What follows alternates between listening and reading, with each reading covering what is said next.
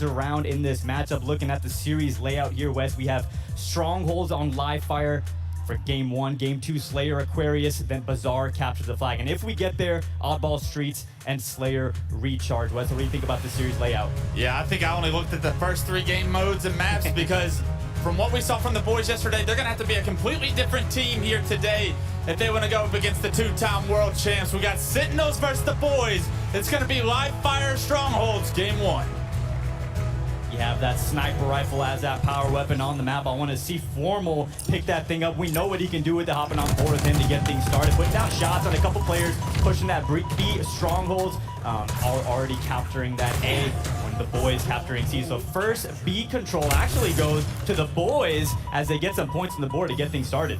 Yeah, not just a point yet. They were contested strongholds, but they are jumping into A right now. Formal did get taken down from some heavy pressure all across the map. The heat wave actually goes in the boys' favor as well. So Snakebite going to be trying to push B here.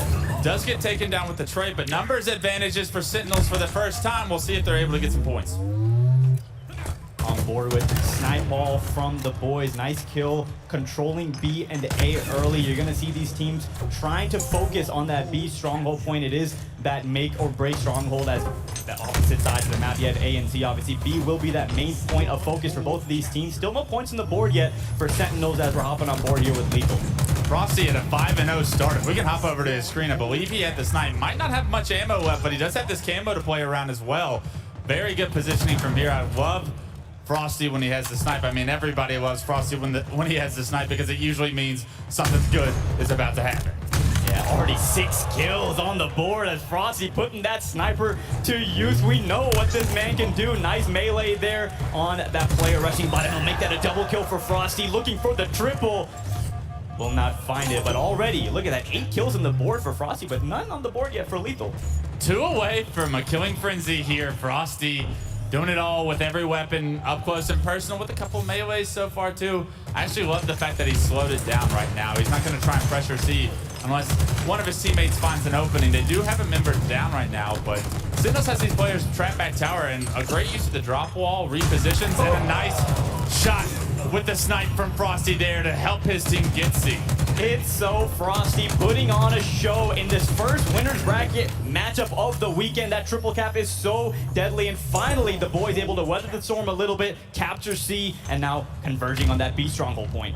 Yeah, unfortunately no killing frenzy for Frosty, but the control still in Sentinels' favors for now. The boys actually able to get B throughout the chaos. And if they can defend C here, this is a great opportunity, but camouflage gets out of their hands. It's in Snakebites, and with the Mangler, he makes slight work of that player bottom middle.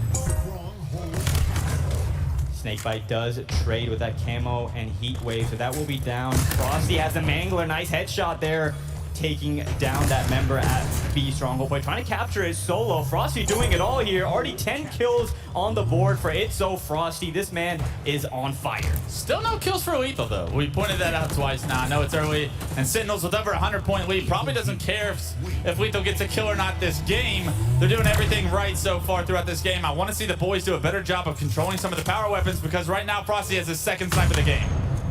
Nice repulsor there, Frosty timing that sniper spawn, already having a good start with this weapon. I want to see him put it to use. Let's see some double kills, see some triple kills out of Frosty. We know he has what it takes. It's going to be a highlight reel if he continues to pick up snipe for free in this match. The boys need to do a better job of getting camo because Frosty, when he gets the opportunity to get the power-ups, the power weapons, he goes off a great shutdown from Morga right there with the Mangler. And unfortunately, it's only traded out for the boys. Wes, I wanted to ask you, what do you think Formal brings to the Sentinels roster? I think Formal brings a little bit of aggressiveness, right? At Role 2, one of your most passive players as far as Halo players are concerned, especially at the top. But what Formal does is he adds a little bit more pressure onto some of these teams. It could bode well for Sentinels throughout this weekend if they can find a good play style to play around Formal, as well as the communication factor that, in all honesty, Faisal, I mean, Formal has the best communication in Halo right now. I'll say it hands down. I've watched his stream multiple times since he's made the switch, and I'm just always impressed with how clear and concise those comms are. I'd love to be able to go into a Sentinels listening. Formal with that camouflage, putting shots down on A. They have no idea where he is. Finally starts taking some damage. Looking at that kill feed, Sentinels is wiping the floor right now as far as slays go. 12 for Frosty. Snakebite already 11 on the board. Nice little acceleration of kills out of him, as we saw earlier. Lethal as well now on the board with 4 kills. Nice shot by Snipe Paul there to stay alive. No shield, lands a body shot. Unfortunately, can't find the double. Plays need to be made from the boys, and unfortunately, with not much time remaining in this game, we're going to go into an astral listening as this game wraps up for Sentinels. Watch out on C absolute, Raptor. Watch out on C absolute, Raptor. Two pillars. Raptor, we got these. Watch out,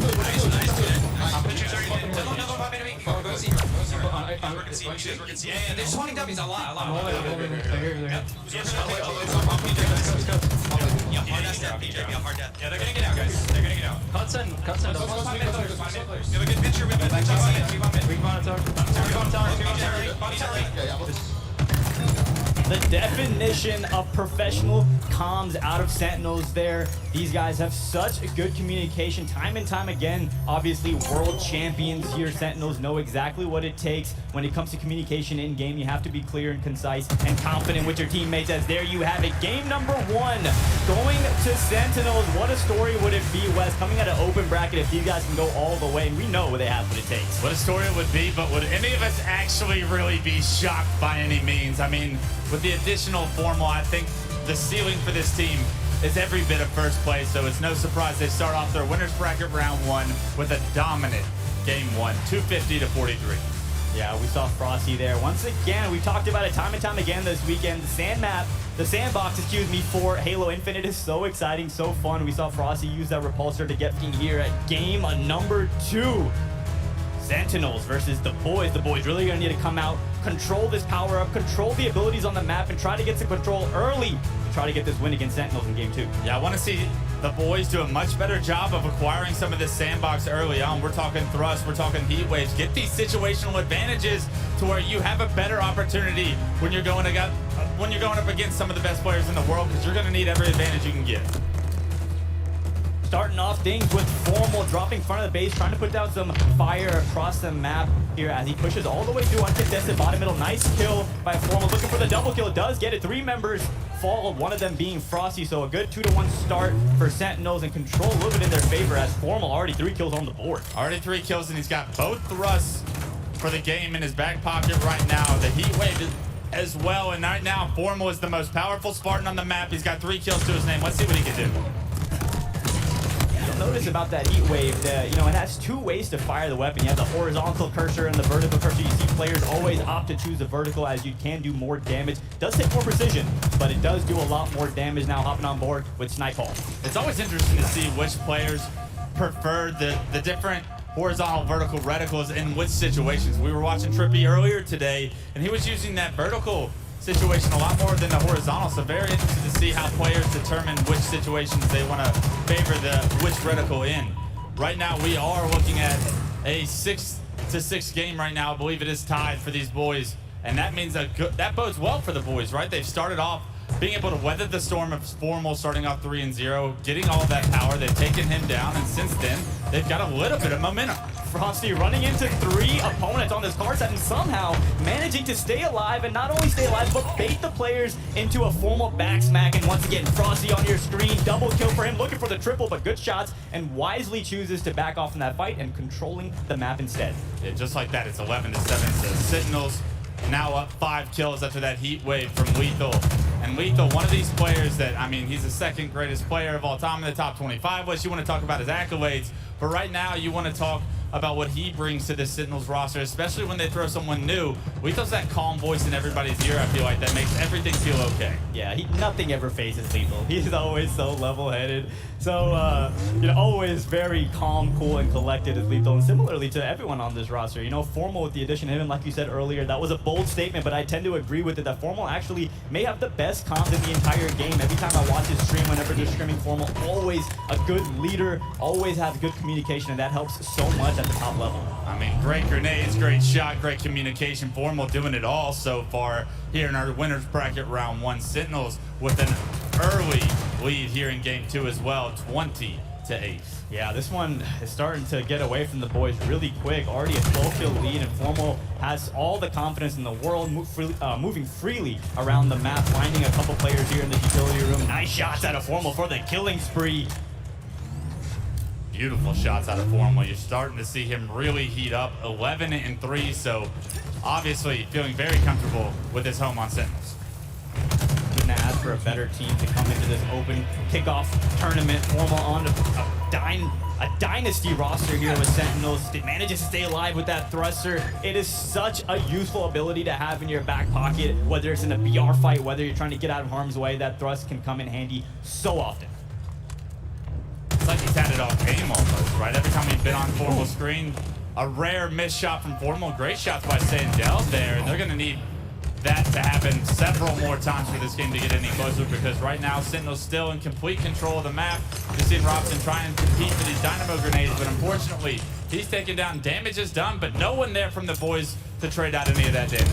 Yeah, now Sandel once again trying to get the cleanup kills on the car side, but once again, Sentinel just does such a good job. It's almost like they're more dangerous when they're one-shot, because you get tempted to go chase that kill, and they're always going to play it perfectly. They're going to bait and switch. So whenever you see a Sentinels player one-shot, don't think it's going to be a free kill, because it's probably a trap. Lethal playing so well around those dynamo grenades right there. Absolutely incredible movement, the jump at the end, forcing that player for the boys to miss shots, and because of it, Lethal's able to pick up another one and extend Sentinel's lead now 35 to 15. Yeah, this one is looking like a bloodbath. 35 to 15, 20 kill lead for Sentinels using that sidekick. Snakebite showing us the professionalism, showing us the consistency. Once again, putting that sidekick to use and taking down Sandel, who had that BR in that close range battle. You are going to want to use that sidekick if you got your hands on it. The time to kill is really quick with that thing. Frosty with another power up in this series with Camo finds himself a double. 39-17 now, and you just see how aggressive Sentinels is playing right now, Faisal. It's like they have no care in the world. If they find you, if they spot you, they're going to push you. Yeah, and once the score starts looking like this, West 41 to 17, you just start playing risky, right? You go for the flashy plays, and players like Frosty love to go for the flashy plays, and unlike some of us, he can actually pull them off. Yeah, another killing spree for another Sentinels member. It feels like we're becoming a broken record here in this game 2. Aquarius Slayer, it is not going to be a close one. It is 44 to 17. 6 kills remaining for Sentinels to close this one out and take themselves to a game 3, leading the series 2-0. Coming all the way from the open bracket. They were actually like the 9th seed in the open bracket. So fighting their way through that gauntlet and now having such a dominating start in the pro bracket of 47 to 17. Geez, make that 48 as Snakebite picks up the thruster. Only a couple more kills to go, and we'll be hopping into game 3. That heat wave, a couple missed shots, but does get the trade. And there you see the Staketacular medal as Sentinels goes up 2-0 against the boys. You gotta love just the silent fist bump, right? Good job, everybody. All business. Business as usual for the boys in red here on main stage, and they look good. It's interesting to see their path so far throughout this tournament. We talk about them having to go through the AMP bracket. We talk about their winners bracket round 1, and it feels like progressively they're going to have to go against a more difficult team every single time. I think the boys was a perfect team for them. Layout, game 1, 250 to 43 on Strongholds Live Fire. We saw that Aquarius game 2, 50 to 20 domination as well. But coming up next, we have Bazaar capture the flag, Wes. We have the rockets, we have the dynamo grenades, we have the grapple, right? We have the power up. So a lot to consider when you're trying to win a game on Bazaar capture the flag. Let's see if the boys can come out strong. You want to see them get off to a hot start. You want to see them grab those rockets, those overshields to start off the game, get themselves those advantages to be able to push into Sentinels' base. Let's see if they're capable of doing so. Here we go. We're hopping on board with Snakebite to start this one off. I was interested to see if anyone was going to try to do that strat where you run for the grapple and grapple the overshield to yourself or grapple the rockets, but not this game, as we're on board with Morga. Spots a player in the opponent's closet, marks him. I love that about Halo Infinite. Allows you the option to ping or mark on the map, and we've seen players use that ability time and time again as Frosty gets the better of that engagement against Sandel. So the good news for the boys is they were able to get overshield. The bad news is that overshield just got deleted and you only got an assist out of it. Rockets are still up though, and it does look like the battle for mid-map is still going down. It's up to the boys to try and compete, but it does look like Sentinels once again with rockets in hand. You see Lethal picks up that first kill. Yeah, Formal already made his way all the way to the boys' base, and he's got Lethal right behind him with those rockets. Let's see if he picks up that thrust. Shoots a bit of a pucket rocket, you know, as they say, but now all the way into the base of the boys, and the flag run is already started as Lethal is running this towards that bar area. He does have good control from his teammates, and so far hasn't even been touched. There are members from the boys that have been able to push out of their base. Let's pay attention to the kill feed here. Formal and Lethal both show up with kills. That's 3 dead now for the boys. And this flag, with it already being across halfway, it's up to Robson by himself to stop it. Yeah, tall order for Robson as grenades are flying at him. He chooses to wisely back up because there wasn't much hope to stop that flag, as so many teammates from Sentinels were there protecting Lethal as he does cap that flag. Now heading here towards that BR side. A great job by Sentinels to get those rockets, get an opportunity with a few kills in a row to get into the base. Lethal gets a quick flag grab. They only have to slay one more time, and they get that flag punched in. An early flag cap for Sentinels show you exactly that when you give map control to Sentinels early, they're going to cap flags. Snakebite in no man's land right there, grappling right into a couple opponents as he falls. Now on board with Robson, trying to get some grenades into this top rockets, but not able to do much damage there. Formal, once again, that's back-to-back overshields. Actually, excuse me, the boys did get that first overshield, but were melted. So first overshield we're seeing in play in this game, as Formal once again keeping the pressure on the boys. This player does stay alive for a little bit, so Formal having to do a little bit more to take him down. Gives up his positioning as well, so now the boys could take advantage of this. Unfortunately, it does look like Formal runs out of ammo in the BR, and that's a great kill by the boys right there. I love how they were just able to clear out their base, all because that one player stays alive, Faisal. Yeah, kind of a mishap there from Formal, missing his shots with the BR, also missing them with that commando, so not going to see that too often out of Formal. Snakebite gets some nice shots there, bottom Bulldog, and I believe he sprinted over and grabbed that really quick fire rate Bulldog. You cannot afford to miss shots in battles, in one-on-one battles against Sentinels, and right there we saw the boys just not shooting quite well enough to take down Snakebite. Now Sentinels look like they have map control for a little bit. With rockets coming up, this could be really bad for the boys. Frosty able to grab those rockets and see if he can retreat. He's not able to and goes down. Morga takes him out, and rockets actually in the hands of Snakebite. So good awareness there to quickly pick up those rockets. No, honestly, a great few kills from the boys, and an even better job of making sure Snakebite wastes these rockets without the opportunity to push into the base. He has to use both rockets just to get a kill. It's immediately traded out, and so the boys eliminate Sentinel's opportunity with power weapons. That's the first time this series we've really seen that. Yeah, good shots there out of Frosty, now getting some assists as well. And you'll see these top teams always try to control. It's so powerful to control that front side of the opponent's base and near the pillars, near that jump up area. It's just such a hard kill to get if you're the other team, and players like Frosty are notorious for milking their life and staying alive, right? So Frosty playing a little bit aggressive there in the opponent's treehouse and does get taken out, but that front base is so crucial to control. That was a big one-on-one win for Morga right there onto Frosty. If he doesn't win that, you're looking at Sentinels having control of the base, potentially running a flag. Unfortunately, Morga trying to push out by himself here, forced to back down no shield. And now the boys are going to be in a very difficult situation. They know Sentinels is coming. They know all of Sentinels is coming, and they have to figure out a way to get some kills. Not able to connect with that green gun, but does take off the overshield from Lethal. So once again, Sentinels pushing heavily into the boys' base. Lethal here spots a couple players, gets some good info for his team, and unfortunately gets taken down from the player, their utility, and now Formal is right there to clean up the kills. Yeah, 2 members for Sentinels do go down, so Formal has a lot of work to do if they still want to try and keep this flag alive. Unfortunately, I think he's going to back up, and that's actually the right play. The boys able to push out their base a little bit, but Formal's going to stop them from pushing, and now with a little bit of help from his friends, they look to push again.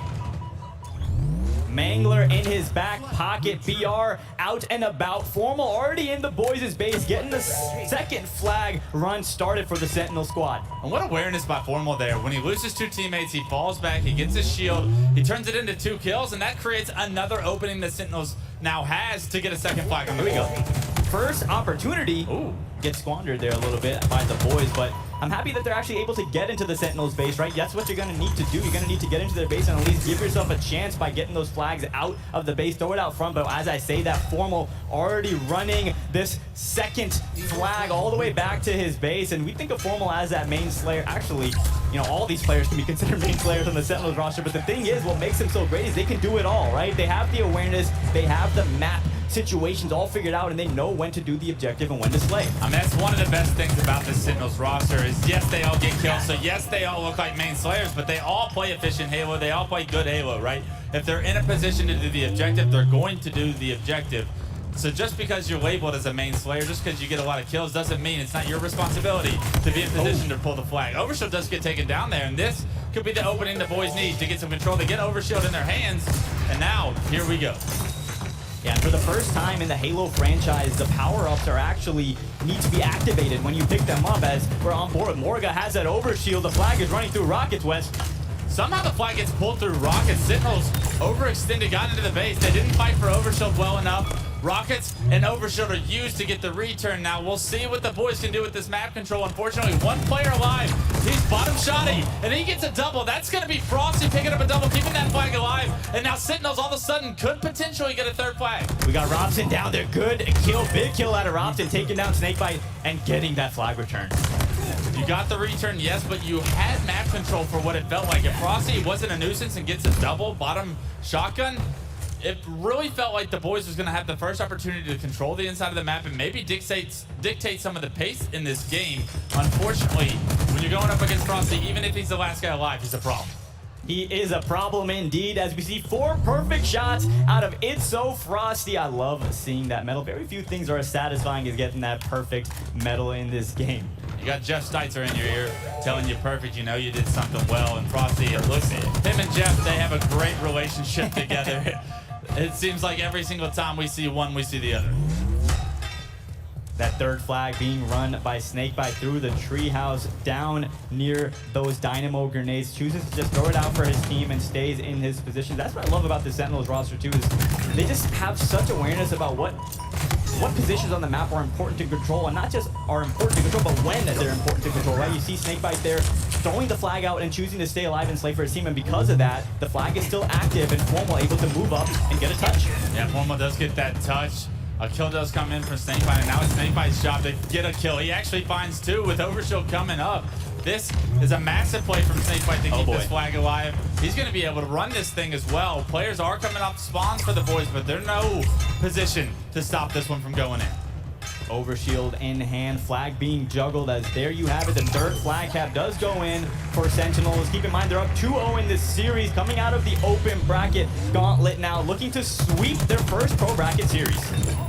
The boys still continuing to try and fight for space on the map. Pressured off spawn, Frosty and the boys pushing in to the boys' flag right now, running it once again over the balcony. We've seen this route multiple times from Sentinels. Slays do need to come through, and 3 go down for the boys, and unfortunately this is going to be the 4th flag.